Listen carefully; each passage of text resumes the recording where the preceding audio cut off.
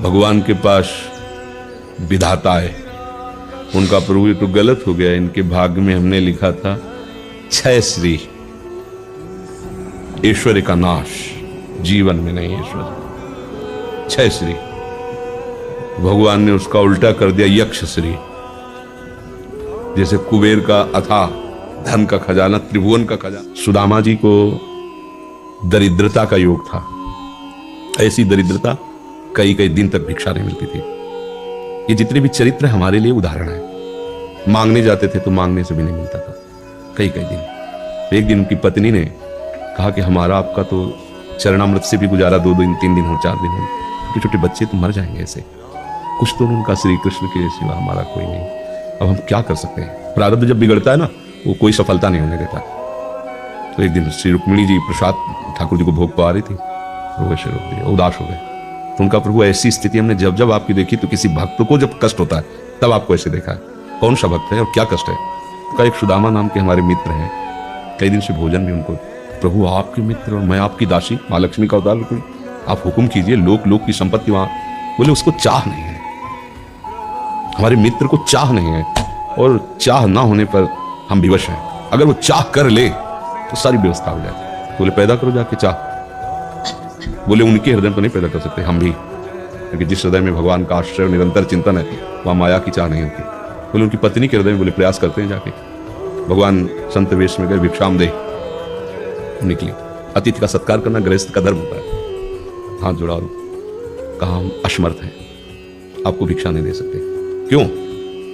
बोले हम अपवित्र हैं, हमारे ऊपर सूतक लगा हुआ है। किस बात का सूतक? हमने एक पुत्र जन्मा है। तो ठीक है हम 10-12 दिन बाद आ जाएंगे। बोले नहीं, आजीवन अपवित्र रहेंगे। वैसा कौन सा? बोले दरिद्रता रूपी, विद्वान की पत्नी है, पैसे, उनका दरिद्रता रूपी पुत्र का जन्म, अर्थात सीधे कि मैं नहीं दे सकती या देने योग्य नहीं, ऐसा न कहीं कहा, मैं अपवित्र हूं। उनका दरिद्र कैसे हो सकती हो? जिनके पति के मित्र द्वारिकाधीश भगवान श्री कृष्ण है, वो दरिद्र कैसे हो सकता है? एक बार कहो ना अपने पति से। चले जो सुदामा जी आए तो उन्होंने कहा, देखो आज एक अतिथि आए थे, उनको मैं कुछ नहीं दे पाया, मुझे बहुत कष्ट है कि मेरे पुत्र और आए हुए अतिथि का भी हम स्वागत नहीं कर सकते, उनका भरण को। आपके मित्र द्वारिकाधीश प्रभु श्री कृष्ण, सुदामा जी ने कहा। बोले चले जाओ ना, वो कुछ न कुछ सहयोग कर देंगे। तो बोले हम ऐसे मित्र नहीं बनाए तो हमारा सहयोग करे, कभी नहीं, मर जाऊंगा पर उनसे ये नहीं कहूंगा कि आप हमारा। बोले मत कहना, दर्शन के लिए तो चले जाओ, वो सुना है इतने उदार हैं कि जाने पर ही दे देंगे। सुदामा जी ने कहा दर्शन के लिए तो जा सकते हैं, बहुत दिन हो गए, ठीक है, पर मित्र के पास जाए तो कुछ लेके जाना चाहिए, मेरे पास तो कुछ नहीं है। पड़ोस में जैसे किसी से मांगने गई तो, अरे समय जब बिगड़ता कोई नहीं होता साथ। एक ने थोड़ी उदारता दिखाई तो चावल पछोड़ने पर जो आगे कणका होते चावल के, जो प्राय वो लिए सुदामा जी का हमारे प्रभु भाव के होते, कुछ ले जाएंगे, खाली आपको नहीं है, पोटरी में। सारांश में बता रहे, द्वारपालों ने देखा कि हड्डी हड्डी शरीर में कई जगह से फटे वस्त्र, बीमारी फटी हुई, तो दिखाई दे रहा था दरिद्रता की मूर्ति है। तो उनका किसे मिलना है तुमको? तो उनका श्री कृष्ण से। बोले संभाल के बोले, क्योंकि पार्षद है, अनंत कोटि ब्रह्मांडों के नायक प्रभु के ऐसे बोले, कोई श्री कृष्ण वैसे गली आए, उनका जाके तो तुम बोलो ना, श्री कृष्ण से जाके कह दो कि एक सुदामा नाम के ब्राह्मण आए।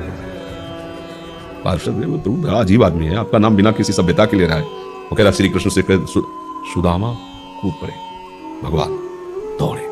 वो पार्षद, वो सब की ब्रह्मा जी शंकर जी आते हैं तो वहां खड़े रहते हैं घंटों, भगवान ऐसे भागे। सुदामा जी को पता था ना, हमारे रुक्मिणी जी के महल में, रुक्मिणी जी के पलंग पर बैठाते हैं, स्वयं चरण पखारते हैं। अब ये वैभव, क्या हालचाल है, कैसे हो? तो आप सब जानते हो, आपकी बड़ी कृपा है। तो ब्याह हो गया, हाँ ब्याह भी हो गए, बच्चे भी हो गए। हमारे पास आए तो कुछ तो लाए हो गए, और वो सड़े से कपड़े में चावल, पैसे बड़ी बड़ी वैभव, महारानियां सब भगवान का। चुप ऐसे बोले, देखो फिर चुप कर रहे हो, हमारे हिस्से की चोरी पहले की थी और फिर चुप कर रहे हो। और हिम्मत नहीं पड़ रही थी, इतने महामहिम प्रभु को कैसे हो तंदुर। भगवान ने ऐसे छीला, आज तक मुझे ऐसा स्वाद नहीं मिला। भगवान बड़ाई कर रहे, देखो रुक्मिणी जी की आंखों में आंसू आ गया उधर से। भगवान पकड़ लिया हाथ, बस प्रभु हम आपकी सेवा नहीं रह सकती। और भगवान सुदामा जी का स्वागत समान, अच्छे कपड़े पहनाए। जब चलने लगे ना तो भगवान इस तरफ वो देखते, मतलब कामना नहीं, पर कि देखा पत्नी कह रही थी जाओगे कुछ लोग कुछ चले प्रभु, हाँ ठीक, घर से ऐसे चले जाना, हाथ भी खाली।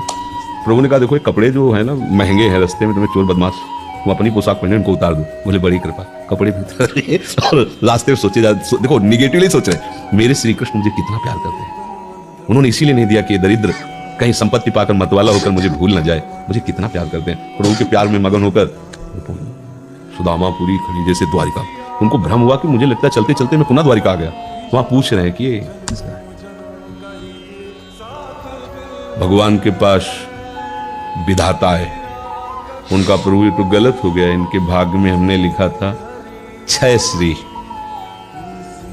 ऐश्वर्य का नाश, जीवन में नहीं ऐश्वर्य, क्षय श्री। भगवान ने उसका उल्टा कर दिया यक्ष श्री। जैसे कुबेर का अथाह धन का खजाना, त्रिभुवन का खजाना वही है कुबेर के पास, जैसे कुबेर का खजाना यक्ष श्री। तो कहा प्रभु, तो उनका इन्होंने एक पुण्य किया है, अनंत ब्रह्मांडों के समस्त जीवों को तृप्त कर दिया है। प्रभु खुद को खाने को नहीं तृप्त है, बोले मेरे रोम रोम में करोड़ करोड़ ब्रह्मांड वास करते हैं, तो इनके तंदुलों से मैं तृप्त हो गया, अनंत ब्रह्मांडों का भंडारा हो गया, उसका जो पुण्य होता है लिख दो इनके भाग्य में। अब किसी की चलेगी प्रभु के आगे? तो एकमात्र प्रारब्ध को मिटाने वाले भगवान है, कर तुम अकर तुम अन्यथा कर तुम।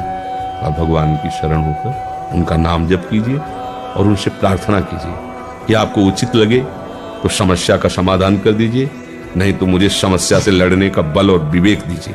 बात